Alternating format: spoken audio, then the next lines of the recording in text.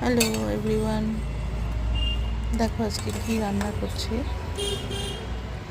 সকালে রান্না করেছিলাম, কে বলতে পারবে কি ডিশ হচ্ছে। অবশ্যই এটা কোনো সুইট ডিশ,